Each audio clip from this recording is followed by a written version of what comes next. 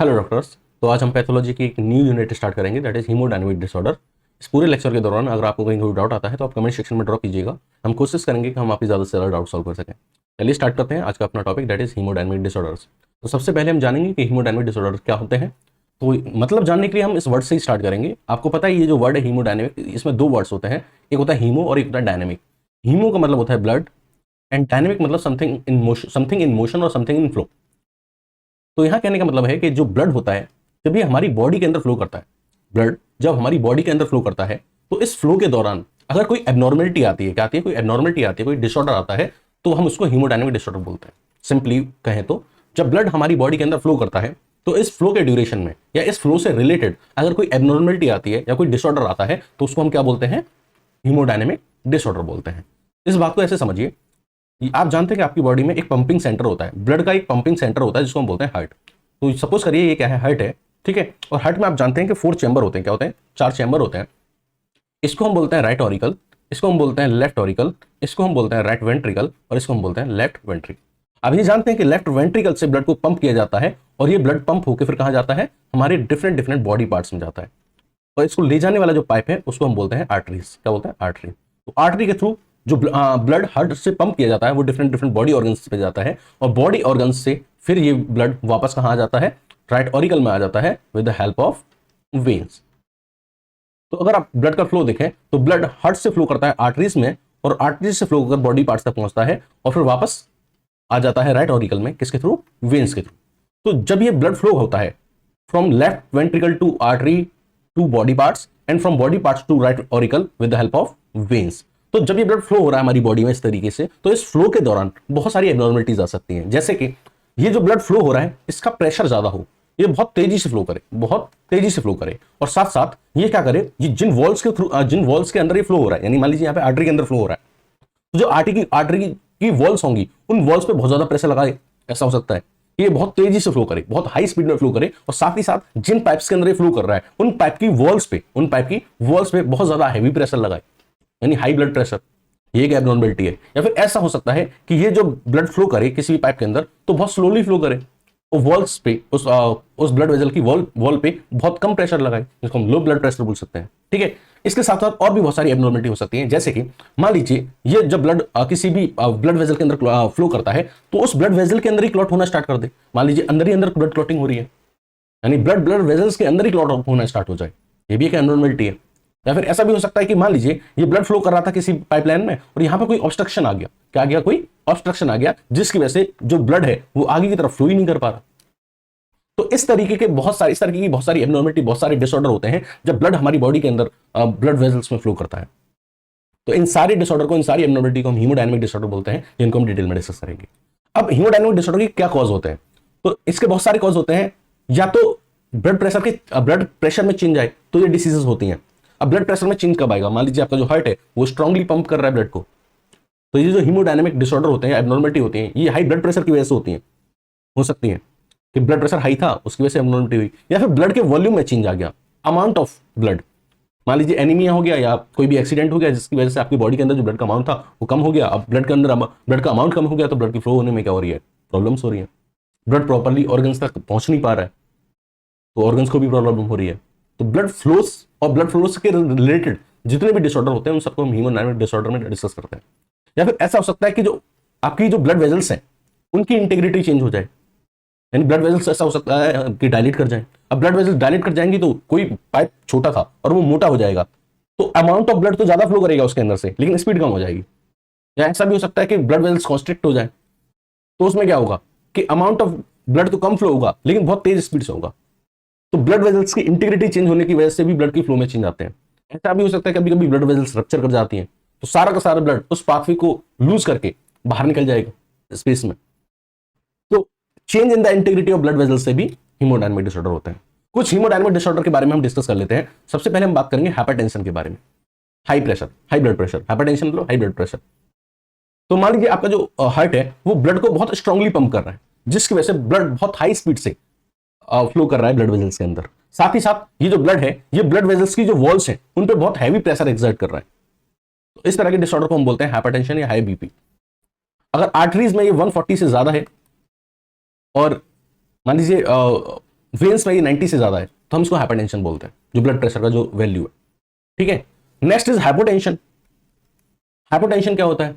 अगर blood pressure low हो जाए, यानी कि ये जो आपका जो हार्ट है ये बहुत स्लोली पंप कर रहा है, मतलब बहुत वीक पंप कर रहा है ब्लड को, या फिर ऐसा हो सकता है कि आपकी बॉडी के अंदर जो ब्लड का वॉल्यूम है वो कम है, और जब ब्लड का वॉल्यूम ही कम होगा तो स्मॉल अमाउंट में ब्लड फ्लो होगा तो आपके अंदर क्या होगा? लो बीपी की प्रॉब्लम हो जाएगी।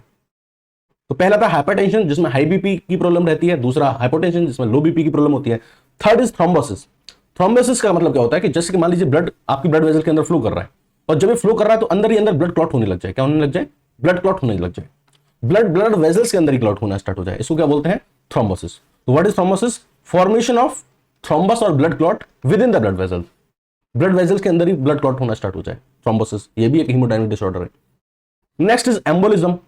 एम्बोलिज्म का क्या मतलब होता है कि मान लीजिए ये कोई आपका ब्लड वेजल्स थी, और इस ब्लड वेजल्स के अंदर कहीं से कोई क्लॉट आके इस तरीके से डिपॉजिट हो गया, और इस तरीके से डिपॉजिट हो गया कि इसने इस ब्लड वेजल को ब्लॉक कर दिया या ऑब्स्ट्रक्शन पैदा कर दिया। यहां पे क्या पैदा कर दिया?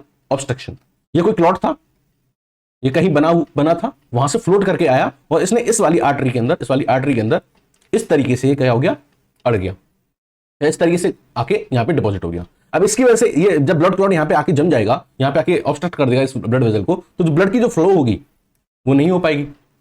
जो ब्लड फ्लो होगा वो क्या होगा? ऑब्स्ट्रक्ट हो जाएगा। इसको बोलते हैं हम एम्बोलिज्म। एम्बोलिज्म मतलब obstruction of blood vessels by floating clot और थ्रोम्बस। इसके अलावा और भी क्या प्रॉब्लम हो सकती है हीमोडायनामिक डिसऑर्डर में? हीमोरेजिक डिसऑर्डर्स हो सकते हैं। क्या हो सकते हैं? हीमोरेजिक डिसऑर्डर्स, यानी कि एक्सेसिव ब्लीडिंग हो। आपको पता है कहीं भी आपकी चोट लग जाती है, कहीं भी आपके मान लीजिए स्किन है और यहाँ पे आपकी स्किन रप्चर होगी इस पॉइंट पे, तो आपने देखा होगा कि यहाँ पे क्लॉट बन जाता है। क्या बन जाता है? क्लॉट बन जाता है। इस प्रोसेस को हम बोलते हैं हीमोस्टैसिस। क्या बोलते हैं? हीमोस्टैसिस, या फिर आपने पढ़ा होगा ब्लड क्लॉटिंग। ठीक है, लेकिन मान लीजिए अगर ये क्लॉट का फॉर्मेशन ना हो तो क्या होगा? एक्सेसिव ब्लीडिंग हो जाएगी, ब्लड फ्लो करता ही रहेगा बाहर की तरफ, आउटसाइड एनवायरमेंट में। ठीक है, तो हीमोरेजिक डिसऑर्डर्स हो सकते हैं, यानी क्लॉट का फॉर्मेशन नहीं हो रहा है और एक्सेसिव ब्लीडिंग हो रही है पर्सन को, यानी हीमोस्टैसिस फेलियर है। ब्लड क्लॉटिंग नहीं हो पा रही है, हीमोस्टैसिस नहीं हो पा रही है, हीमोस्टैसिस फेलियर है, क्लॉट का फॉर्मेशन नहीं हो रहा है, हीमोरेजिक डिसऑर्डर होते हैं, एक्सेसिव ब्लीडिंग हो रही है। Next is hyperaemia. हाइपरएमिया में क्या होता है कि जो आपकी आर्टरीज होती हैं वो डायलेट कर जाती हैं, और आर्टरी जब डायलेट करेंगी तो ब्लड फ्लो जो होगा वो ज्यादा हो जाएगा। जब मान लीजिए पहले छोटे से पाइप में से कोई चीज आ रही थी, फिर पाइप हो गया बड़ा, पाइप के बड़ा हो गया, तो उसको बोलते हैं हाइपरएमिया। हाइपरएमिया में क्या होता है कि जहां इन्फ्लेमेशन होता है वहां की जो ब्लड वेजल्स होती हैं, वहां की जो आर्टरीज होती हैं वो डायलेट कर जाती हैं। At the site of inflammation की साइड पे आर्टरीज डायलेट हो जाती है, amount of blood flow increase हो जाता है, इसको हम बोलते हैं हाइपरएमिया। क्या बोलते हैं? Hyperaemia. Next is congestion. Congestion का क्या मतलब होता है? मान लीजिए ये कोई टिश्यू है, इधर से आर्टरीज उसको ब्लड सप्लाई कर रही थी, आर्टरीज के पास ब्लड लेके आ रही थी, और इधर से वेन्स को ये ब्लड लेके जाना था वापस बाहर। ठीक है, तो मान लीजिए कि आर्टरीज ने इस टिश्यू को ब्लड दे दिया, अब ये ब्लड वेन्स के थ्रू वापस हार्ट तक जाना था, लेकिन यहां वेन्स में ऑब्स्ट्रक्शन आ गया, या वेन्स में क्या आ गया? ऑब्स्ट्रक्शन आ गया। तो वीनस ऑब्स्ट्रक्शन की वजह से जो ब्लड फ्लो है इन वेन्स के आगे वो रुक जाएगा। तो वीनस ऑब्स्ट्रक्शन की वजह से अगर ब्लड का आउटफ्लो डिक्रीज होता है किसी भी टिश्यू से, तो उसको हम बोलते हैं कंजेशन। क्या बोलते हैं? कंजेशन। तो कंजेशन बेसिकली क्या है? वीनस ऑब्स्ट्रक्शन हो जाए, और वीनस ऑब्स्ट्रक्शन होने की वजह से ब्लड का जो आउटफ्लो है वो अगर डिक्रीज हो जाता है किसी भी टिश्यू से, तो उसको हम क्या बोलते हैं? कंजेशन बोलते हैं। इसके अलावा और जो प्रॉब्लम हो सकती है वो हो सकती है इन्फेक्शन। इन्फेक्शन का क्या मतलब है कि मान लीजिए ये आपका कोई टिश्यू था, और यहां ये आर्टरी सप्लाई कर रही थी इसको ब्लड, ये आर्टरी क्या कर रही थी? इसको ब्लड सप्लाई कर रही थी, लेकिन मान लीजिए कि इस आर्टरी में यहां कोई ऑब्स्ट्रक्शन आ गया, और ऑब्स्ट्रक्शन आने की वजह से जो ब्लड का जो फ्लो था वो नहीं हो पाया इस टिश्यू में, और इस टिश्यू के किसी पार्ट में क्या होगी? फिर डेथ होने लगी। इस टिश्यू की क्या होने लगी? डेथ होने लगी, क्योंकि इस टिश्यू पे ब्लड की सप्लाई नहीं पहुंच पा रही। और आपको पता है कि अगर ब्लड की सप्लाई नहीं हो पाएगी तो ना ऑक्सीजन आएगा, ना फूड आएगा, ना कुछ आएगा, तो टिश्यू की क्या होने लगी? डेथ होने लगी, जिसको हम बोलते हैं नेक्रोसिस। क्या बोलते हैं? नेक्रोसिस। इसका भी मतलब होता है ब्लड सप्लाई रिड्यूस हो जाना। तो किसी भी आर्टरी या वेन की ब्लॉकिंग की वजह से, ऑक्लूजन की वजह से, अगर आपके किसी टिश्यू के पास प्रॉपर ब्लड सप्लाई नहीं पहुंच पा रही है, और उस ब्लड सप्लाई ना पहुंचने की वजह से उस टिश्यू के अंदर नेक्रोसिस हो रही है, यानी डेथ हो रही है टिश्यू की, तो इस कंडीशन को हम बोलते हैं इन्फेक्शन। क्या बोलते हैं? इन्फेक्शन बोलते हैं। तो इन्फेक्शन भी एक हीमोडायनामिक डिसऑर्डर है। नेक्स्ट हम बात करेंगे शॉक के बारे में। शॉक क्या होता है? देखो, इन्फेक्शन और शॉक में आप कंफ्यूज मत होना। इन्फेक्शन क्या है पहले वो एक बार मैं रिपीट कर दूं। जैसे कि मान लीजिए कि ये कोई टिश्यू था, है ना, यहाँ पे कोई आर्टरी या वेन मान लीजिए ब्लड, सॉरी आर्टरी इसको क्या कर रही थी, ब्लड सप्लाई कर रही थी, आर्टरी क्या हो गई, ब्लॉक हो गई, तो इस टिश्यू को ब्लड सप्लाई नहीं हो पाई। इस पर्टिकुलर आर्टरी में ऑक्लूजन आया है, यानी इस पर्टिकुलर आर्टरी में क्या आया है, ऑक्लूजन आया है, ब्लॉकिंग हुई है, जिसकी वजह से इस पर्टिकुलर टिश्यू में ऑक्सीजन की सप्लाई या कह दो ब्लड की सप्लाई क्या हो गई है, वो रिड्यूस हो गई है। तो इस टिश्यू के अंदर क्या होने लगी, डेथ होने लगी। इस टिश्यू के अंदर क्या होने लगी, इस टिश्यू की जो सेल्स थी वो डेड होने लगी, यानी इस टिश्यू के अंदर नेक्रोसिस होने लगी। टिश्यू के अंदर क्या होने लगी, नेक्रोसिस होने लगी, इसको हम बोलते हैं इन्फेक्शन। लेकिन अगर मान लीजिए पूरी बॉडी में अगर ब्लड फ्लो की, ब्लड की जो सप्लाई है वो कम हो जाए, या पूरी बॉडी में ऑक्सीजन की सप्लाई रिड्यूस हो जाए, किसी पर्टिकुलर टिश्यू की बात नहीं कर रहे हैं, पूरी बॉडी में किसी भी रीजन से अगर ब्लड फ्लो कम हो जाए या ब्लड की सप्लाई कम हो जाए, यानी इतनी कम हो जाए कि जो बॉडी है, हमारी बॉडी जो है, बॉडी के जो ऑर्गन्स है उनकी मेटाबॉलिक नीड पूरी नहीं हो रही है, तो हमारी जो बॉडी है वो लाइफ थ्रेटनिंग कंडीशन में चली जाएगी। यानी कि अगर यही चीज कंटिन्यू रहेगी तो हमारी डेथ भी हो सकती है। इस कंडीशन को बोलते हैं शॉक। इन्फेक्शन और शॉक में ये डिफरेंस है कि इन्फेक्शन किसी पर्टिकुलर टिश्यू को सप्लाई होने वाली जो आर्टरी थी उसमें ब्लॉकिंग हो रही थी, तो उस पर्टिकुलर टिश्यू के सेल्स के अंदर डेथ हो रही थी। That is area of ischaemic necrosis caused by occlusion of either artery और वेन। लेकिन शॉक में क्या है, पूरी बॉडी की जो ब्लड सप्लाई है वो अफेक्टेड हो रही है, जिसकी वजह से पूरी बॉडी के जो ऑर्गन्स है उनकी ऑक्सीजन डिलीवरी, फूड डिलीवरी वो ब्लॉक हो रही है, जिसकी वजह से जो बॉडी है हमारी वो लाइफ थ्रेटनिंग कंडीशन में जा सकती है, पर्सन की डेथ हो सकती है। तो इस कंडीशन को बोलते हैं, क्या बोलते हैं, शॉक। बात समझ आ गई? तो ये भी एक हीमोडायनामिक डिसऑर्डर है। नेक्स्ट हम बात करेंगे इडिमा एंड इफ्यूजन।